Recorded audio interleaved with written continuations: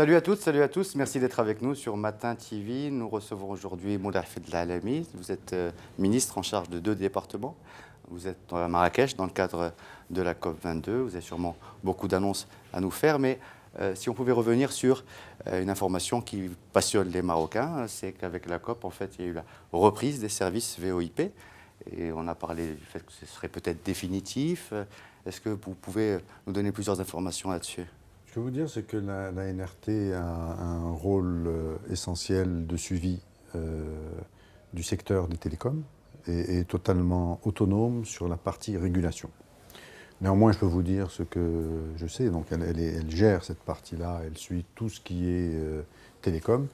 Ce que je peux vous dire, c'est que nous sommes tous très heureux, évidemment, hein, et la jeunesse, et plus que la jeunesse, de retrouver la VoIP aujourd'hui sur l'ensemble du royaume, pas uniquement au niveau de Marrakech et sur la COP, et que ce qui est officiel, c'est que c'est définitif. Très bien. Au sujet du plan industriel que vous avez lancé cette année, je suppose que c'est surtout de ça que vous parlez avec vos partenaires étrangers, marocains, vos homologues. Qu'est-ce que vous avez comme retour jusqu'à aujourd'hui depuis le lancement? Le plan d'accélération industrielle, on ne va pas parler aujourd'hui de l'industrie proprement dite. Je crois qu'il y a d'autres forums où nous avons eu largement l'occasion d'en débattre et nous en aurons encore, j'espère, que le plan d'accélération industrielle a une longue vie. Hein, il sera probablement modifié régulièrement parce qu'il a besoin, tout plan stratégique a besoin d'être adapté de façon glissante. Mais ce qui est fondamental, c'est de voir cette imbrication aujourd'hui de l'industrie et de tout ce qui est environnement. L'industrie au Maroc s'est prise en main et a intégré le volet environnemental dans toutes ses composantes. Donc, dans la majorité des écosystèmes qui ont été échafaudés jusqu'à aujourd'hui entre les pouvoirs publics et les opérateurs, la composante environnementale joue un rôle principal. Alors justement, on parle d'économie verte, de nouveaux métiers dans le secteur de l'environnement. L'industrie, vous avez annoncé à travers ce plan la création d'un demi-million d'emplois à l'horizon 2020. Au niveau des métiers verts dans l'industrie, vous les estimez à combien la quantité de métiers, d'emplois qui peuvent être créés et vers quel genre de métiers doivent aller aujourd'hui les jeunes qui nous regardent? Qu'est-ce que vous leur conseillez de faire comme branche? Alors, concernant l'industrie en général, le plan d'accélération industrielle ambitionne de créer 500 000 emplois à horizon 2020. Il est en très bonne voie et comme ça a été annoncé, nous avons dépassé largement nos attentes et nos objectifs en termes d'engagement concrétisé et d'engagement en cours de réalisation. Ce qui fait que nous avons l'intention d'arriver à la création de 500 000 emplois dans le secteur industriel. Le Maroc y est pour beaucoup, parce que la succession de ces plans stratégiques ont un sens profond, véritable, avec une vue long terme qui n'a jamais dérivé réellement. Donc il y a eu les clusters, émergence avec sa démarche, etc., le PNEI et le plan d'accélération industrielle, mais qui ont un cap tous, c'était de fabriquer ces éléments permettant de construire un terrain favorable à l'industrialisation. Nous avons vu avec le plan d'accélération industrielle que le fait d'avoir créé un certain nombre de briques, nous avons eu Renault au Maroc, certes avec un taux d'intégration faible, parce que nous n'étions pas en mesure dans le temps de négocier un taux d'intégration fort, et nous avons pu implanter au Maroc PSA. Partant de là, nous sommes revenus auprès de Renault pour augmenter le taux d'intégration qui était très faible pour atteindre 65%, qui est un record.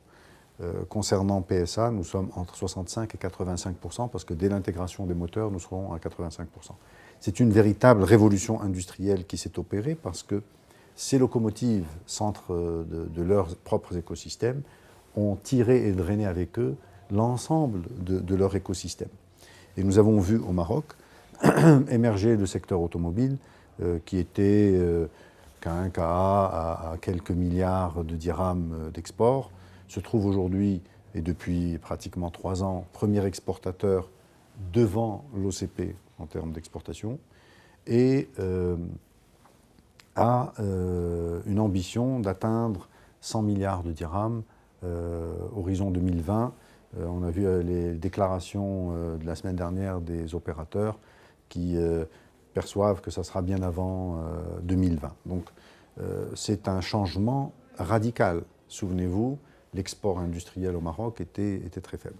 Nous avons le secteur aéronautique qui est en pleine explosion, avec aussi l'écosystème de Boeing pour l'achat d'1 milliard de dollars par an de pièces aéronautiques usinées au Maroc. Je dois vous dire que le Maroc fait envie, à la fois aux internationaux, en général dans le monde industriel, mais aussi aux Marocains et aux jeunes. Je reviens à votre question de volet. La jeunesse marocaine qui, pendant un certain temps, se posait des questions, est-ce que l'industrie peut être porteuse ou pas? Eh bien, elle a une réponse aujourd'hui. Elle a à la fois une réponse en tant qu'entrepreneur, qu'entrepreneur en herbe, être capable de rentrer dans ces écosystèmes en rang 2, 3 et 4, il y a énormément de place pour tout le monde, mais aussi en tant qu'emploi, parce que ces 427 000 emplois qui ont été recensés dans les écosystèmes créés à date, sur les 500 000, nous sommes à 427 000, et dans ces 427 000, ils sont détaillés par profil, par région et par date. C'est-à-dire en 2020, nous aurons besoin d'un ingénieur de telle catégorie à El Jadida. À la fois pour les jeunes, c'est intéressant de savoir où ils peuvent s'orienter, et pour les parents de pouvoir accompagner, aider leurs enfants à s'orienter. Excusez-moi pour revenir à l'économie verte plus Alors j'y arrivais, justement, désolé. Quels sont les métiers? Donc dans ces écosystèmes, et il n'y a pas que cela, hein, il y a 49 écosystèmes qui ont été mis, 43 écosystèmes à date, qui sont mis en place déjà. Les autres sont en cours de mise en place. Mais sur ces 43, vous avez énormément de chapitres parties vertes dans ces écosystèmes. Alors dans l'automobile, dans l'aéronautique, dans l'industrie métallique, dans le plastique, donc toutes ces industries créent énormément d'opportunités. Prenons le cas du plastique. Nous avons banni enfin le fameux sac plastique qui faisait à la fois sac plastique, sac poubelle. C'est devenu des oiseaux au Maroc parce qu'on les retrouve sur nos arbres. Ça a jonché nos campagnes, ça a tué nos animaux, ça a créé des problèmes parce qu'un sac plastique ne se détruit quasiment pas. Hein. Vous l'avez dans la nature pour plusieurs centaines d'années. Eh bien, sa substitution dans le cadre environnemental crée énormément d'opportunités. Parce que nous sommes passés à du sac qui est acceptable dans un environnement contrôlé et qui n'est pas un environnement qui subit une pollution radicale comme nous avons vu. Je ne sais pas si vous avez eu l'occasion de prendre quelques routes marocaines ces dernières semaines, ces derniers mois. Eh bien, le Maroc retrouve un visage que nous avons perdu il y a plusieurs décennies. Et beaucoup ont dit aussi que l'opération Zéro Mica n'était pas un succès à 100%, que de nombreuses régions dans de nombreuses régions, on continue de distribuer des sacs plastiques. Est-ce que vous répondez à tous ceux qui montent du doigt ce dysfonctionnement? Alors, j'espère qu'ils vont continuer à pointer du doigt tout dysfonctionnement dès qu'il poindra du nez. Hein? Donc, je pense qu'il faut qu'on puisse suivre ça régulièrement. Maintenant, l'état des lieux. Nous avons fait une grosse démarche avec d'abord la partie réglementaire. Nous n'avons jamais eu de texte réglementaire interdisant le sac de caisse. Nous avons eu des tentatives de biodégradables, etc. Aujourd'hui, nous avons une interdiction au Maroc. Nous avons tout essayé pour arriver à la solution de dire on interdit ce sac parce qu'il pollue notre environnement et que nous n'avons pas le droit de laisser une planète dont la partie marocaine, dont nous sommes responsables, à nos enfants dans cet état de dégradation. Donc nous avons interdit totalement la production de sacs plastiques. Évidemment, quand vous opérez une interdiction comme ça, les gens se disent c'est une campagne, hamla. Donc tout le monde y croit et puis tout le monde commence à perdre en se disant bon, on va revenir aux bonnes vieilles habitudes. Et nous avons vu renaître, premièrement, un certain nombre d'opérateurs dont la majorité étaient dans l'informel, qui ont commencé à reproduire.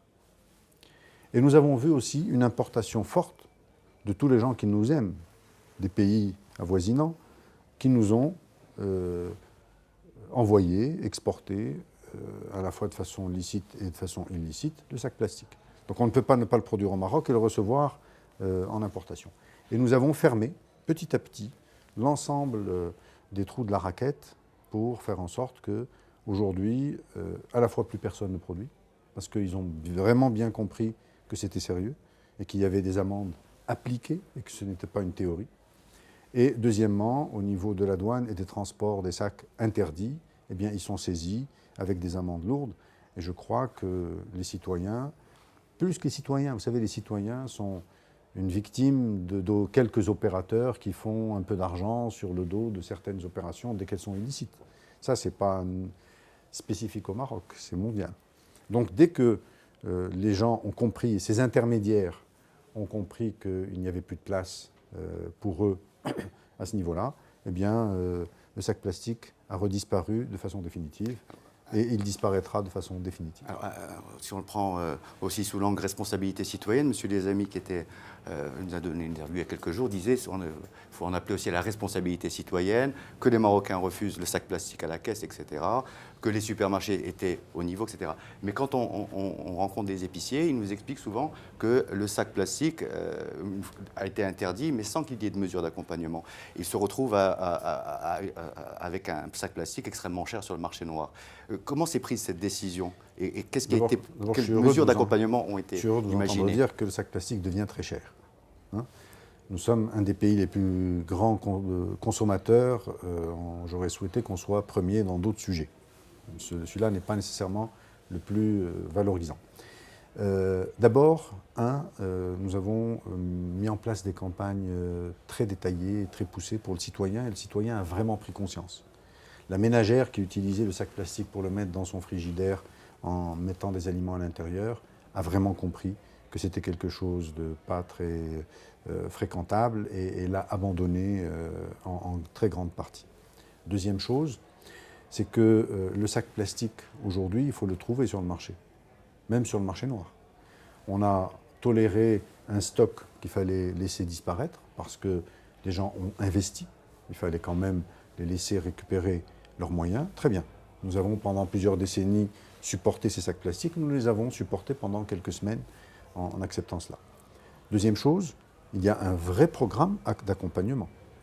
Nous avons un programme d'accompagnement pour tous les opérateurs qui sont déclarés, parce qu'il y a une fédération du plastique au Maroc qui opère dans différents domaines, qui fait tous les sacs plastiques. Ceux qui étaient interdits un peu et ceux qui ne sont pas interdits, dont on a besoin au niveau de l'agriculture, de l'industrie et de la ménagère. Le sac plastique aujourd'hui alimentaire, le film alimentaire, est autorisé. Ce qui n'est pas autorisé, c'est le sac plastique, le fameux sac plastique de caisse. La transformation donc, a été accompagnée avec un fonds de 200 millions de dirhams que nous avons mis en place et qui a été octroyé en grande partie aux opérateurs. Opérateurs, aux industriels? Aux industriels. Je parlais des simples commerçants qui respectent la loi. Je ne parle pas de ceux qui ne respectent pas la loi, qui se sont mis au papier. On va y arriver. Parce que pour comprendre la chaîne, il faut venir de sa source. La source, c'est l'importation de la fabrication. L'importation, on la coupe et ça s'arrête. La fabrication, vous ne pouvez pas la couper uniquement pour deux raisons. Il faut d'abord gérer le stock des gens, premier point. Et deuxièmement, il faut gérer l'emploi qu'ils ont et les investissements qu'ils ont faits. C'est la raison pour laquelle nous avons mis 200 millions de dirhams pour cette catégorie. Excusez-moi de vous couper, les stocks, ils ont été détruits ou rachetés? Comment ça s'est passé? Les stocks ont été d'abord écoulés sur le marché, et aujourd'hui, les gens n'ont plus de stock chez eux. Donc ils avaient jusqu'à... Il n'y a plus de stock. Ceux qui ont des stocks les fabriquent. Et ceux qui les fabriquaient, il y a eu, comme je vous ai dit, une démarche en W, comme dans tout projet, ont été arrêtés totalement. Aujourd'hui, vous n'avez plus de production de sacs plastiques au Maroc. Et s'il y en a, ça sera réprimé de façon sérieuse, de ces sacs en plastique. Maintenant, avant d'arriver au consommateur, pour l'intermédiaire qui est le commerçant. Le commerçant, lorsqu'il achète du sac plastique ou qu'il achète du sac papier ou d'autres composants, ils sont pesés dans la vente des produits qu'il vend. Donc ce n'est pas des sacs plastiques ou des sacs papier qu'il vous offre, il vous les vend. Quand il achète du sac plastique à 6 dirhams le kilo et que vous achetez un produit à 20 dirhams le kilo, vos 6 dirhams sont vendus à 20. Juste qu'on réintègre les choses, qu'elles soient claires. Je pense qu'on n'y a pas beaucoup pensé à ce type de choses. Donc le commerçant n'est pas perdant, il ne vous offre rien, il vous vend son sac plastique. Le deuxième, très souvent, rarement, quand les choses ne sont pas pesées, en effet, il vous les met sans vous les peser. Mais la majorité de ce qui est fait est pesé et vous les achetez quand même. On s'y retrouve. Hein. Comme on vous dit, rien ne se perd, rien ne se crée, tout se transforme. Donc ça se transforme de cette façon-là. Deuxième chose, c'est que nous avons mis en place un certain nombre de substituts. Ça a été présenté à la télévision. Nous avons accompagné des associations et des ONG et des entreprises pour la substitution, dont le papier. Nous avions des entreprises de papier, de fabrication de sacs papier, qui étaient en faillite. Les usines étaient fermées parce qu'elles ont été absorbées et envahies et détruites par l'arrivée d'un plastique. Donc celles-ci ont redémarré. Nous les avons accompagnées pour le redémarrage. Nous avons contrôlé les prix et suivi de façon à ce que ce soit digeste pour le commerçant et pour le particulier. Et en général, ça marche très bien. Alors, évidemment, si demain vous ramenez le sac plastique, on va tout jeter et revenir au sac plastique. C'est ce que ne fera pas le Maroc. Le Maroc aujourd'hui a trouvé toutes les substitutions intelligentes qui font que le Marocain vit dans un environnement qui est bien mieux que ceux de bien des pays développés. J'ai été récemment un voyage dans un pays européen et j'ai été personnellement choqué d'arriver chez le fruitier et de voir qu'il donnait des sacs plastiques à sa clientèle. Eh bien, le Maroc a dépassé cette étape-là. Moi, je m'en réjouis et je pense qu'il faut que chacun d'entre nous, à la fois les médias, les opérateurs économiques, les consommateurs et tout un chacun, soit fier de la transformation, quand il y a des transformations positives, qu'on puisse se les approprier et en faire des activités personnelles au quotidien. Voilà. Alors, si vous voulez bien, on va passer au dossier des déchets industriels. Je suppose que dans le cadre de la COP, vous rencontrez énormément d'experts, qu'il y a des innovations, qu'il y a des choses qui vont être proposées au Maroc pour améliorer les performances à ce niveau-là. Qu'est-ce que vous pourriez nous donner comme information à ce niveau? Alors, à ce niveau, plusieurs fédérations se sont structurées pour accompagner cela. La position du ministère était toujours la même et elle restera toujours la même. Nous avons beaucoup de déchets marocains que nous devons transformer et utiliser avant d'imaginer d'importer des déchets d'ailleurs. Nous avons la capacité de le faire. Alors, les industriels qui souhaitent utiliser d'autres déchets, eh bien, ce que nous leur avons fait comme appel, et ils l'ont bien entendu, nous sommes totalement disposés, nous travaillons avec eux pour les accompagner, y compris financièrement, pour pouvoir avoir de la transformation des déchets marocains. Vous faites une référence à l'importation de déchets d'Italie dont on avait beaucoup parlé. Entre autres, ça fait beaucoup de bruit, oui, mais ce que je vous dis, c'est qu'aujourd'hui, nous avons pris tous ensemble la décision que les déchets transformés seront des déchets marocains. Très bien, donc il n'y aura plus d'importation de déchets étrangers. Aujourd'hui, l'importation de déchets est interdite. Très bien. D'une manière générale, vos impressions sur la COP au niveau de l'industrie marocaine, qu'est-ce qu'on peut gagner D'abord, je dois vous dire que c'est une fierté nationale. En tant que Marocain, lorsqu'on arrive, en tant que natif de la ville de Marrakech, lorsqu'on arrive et qu'on revoit tout ce que cette ville a pu avoir comme restructuration, organisation, démarche, c'est un travail colossal, phénoménal, et que le Maroc soit en mesure de relever le défi. Beaucoup de gens, nationaux et surtout internationaux, étaient sceptiques quant à notre capacité d'organiser ce type d'événement. Eh bien, ce qui est fait, je crois que le Maroc a pu démontrer sa capacité à faire. Moi, je vous dis, j'ai un sentiment, je ne sais pas pourquoi, en traversant Marrakech, de fierté, de vraie fierté, de dire qu'on arrive à faire des choses merveilleuses chez nous. Maintenant, sur le volet industriel, et je crois que la COP 22 va passer à une étape supérieure de mise en œuvre des grandes décisions mondiales pour le grand bonheur de l'humanité. Nous avons besoin de prendre soin de notre planète parce que nous avons su la détruire pendant des siècles. Elle nous a tant donné et nous avons la responsabilité de transmettre aux générations qui nous suivent une planète en meilleur état que ce qu'on a su faire jusqu'à présent. Alors, on arrive à la fin de cet entretien, mais quand même un mot sur un événement qui aura lieu lundi, donc réunion de chefs d'État avec beaucoup de délégations africaines. la délégation française aussi. Oui. Est-ce que, justement, lundi, vous allez profiter de l'occasion pour proposer à vos Africains de renforcer encore plus les partenariats que vous avez mis en place ces dernières années? Je pense que ça sera une occasion additionnelle. Comme vous avez pu le constater, le Maroc s'est vraiment ancré dans son continent et Sa Majesté l'a répété à plusieurs reprises, à tel point que les opérateurs et tout un chacun, nous avons fini par comprendre que l'orientation n'est pas uniquement nord, mais que la démarche sud-sud et cette coopération est fondamentale. Donc ça sera une occasion de plus pour conforter cette position. Je pense en toute sincérité que la majorité du continent a bien compris le rôle de partenaire et de partage que le continent peut avoir et que chaque membre constituant de ce continent avec plein de promesses peut apporter. Le Maroc, modestement, a des choses à partager et a beaucoup de choses à apprendre. Nous avons à la fois partagé nos modestes expériences et nous avons beaucoup de choses à apprendre du continent. C'est en parfaite symbiose que cela se passe. J'ai l'impression, à chaque visite que nous avons faite dans les visites officielles, que chaque fois un peu plus on se sent chez nous, et à chaque fois que je rencontre un ressortissant de notre continent qui est chez nous, je le disais tout à l'heure à quelqu'un, bienvenue, et puis je me suis repris, je dis, je suis désolé de vous dire bienvenue chez vous. Bon, normalement on ne dit pas bienvenue chez soi, mais voilà, ça m'a échappé. Je pense que nous sommes vraiment en train de construire quelque chose d'important pour cette partie de la planète, et que nous sommes en mesure d'envisager un vrai grenier pour le monde et une vraie source de démarche écologique pour le monde. Merci, Monsieur le Ministre. Merci à vous de nous avoir suivis. On revient dans d'autres entretiens depuis Marrakech sur les questions liées à la COP22 avec des experts, des membres du gouvernement, des délégations étrangères. À très vite.